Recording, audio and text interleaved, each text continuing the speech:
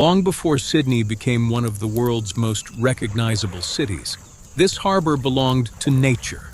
Dense eucalyptus forests stretched to the water's edge, and the calm blue inlet reflected an untouched landscape shaped over thousands of years.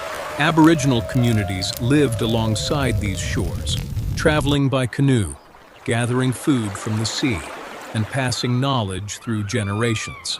For countless centuries, the rhythm of life changed little. The harbor remained peaceful, balanced, and alive. Then, something appeared on the horizon. Large sailing ships entered the harbor, carrying people from the other side of the world. What began as a small settlement quickly transformed the landscape. Forests were cleared. Temporary camps became wooden buildings. Dirt paths spread across the shoreline. Smoke rose from chimneys where campfires once stood. The quiet harbor was no longer isolated. It had become the foundation of a growing colony. As decades passed, Sydney expanded at an astonishing pace. More ships arrived carrying supplies, livestock, and thousands of new settlers. Wooden structures gave way to stone buildings. Roads stretched farther inland. Wharves pushed deeper into the water as trade increased. The shoreline itself was reshaped to support a rapidly growing city. Construction became a constant presence, turning a remote settlement into an important port. By the 19th century, Sydney had become a thriving urban center. Stone warehouses lined the waterfront. Churches, government buildings, and elegant Victorian architecture filled the skyline. The harbor became crowded with ships arriving from around the globe. Streets bustled with merchants, workers, and immigrants seeking new opportunities. At night, gas lamps illuminated roads that seemed busier with every passing year. The arrival of industry accelerated everything. Factories appeared along the waterfront. Steamships replaced sailing vessels.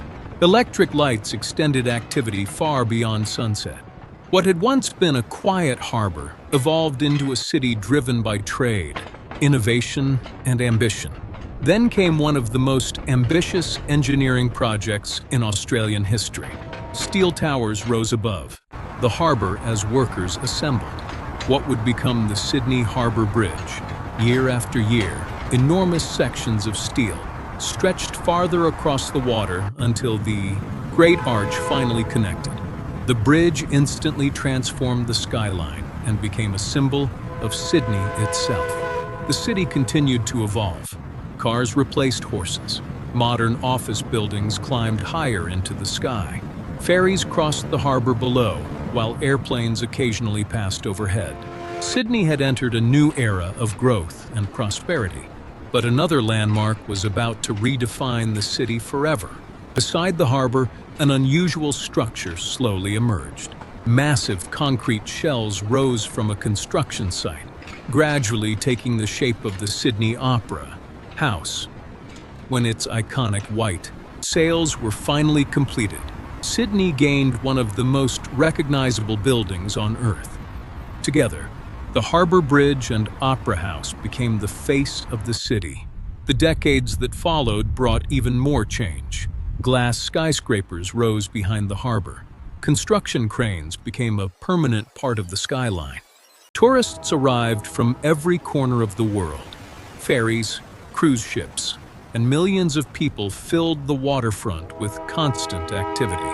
Yet the transformation does not stop here. As the future unfolds, Sydney continues reaching upward. Sustainable towers covered in greenery reshape the skyline.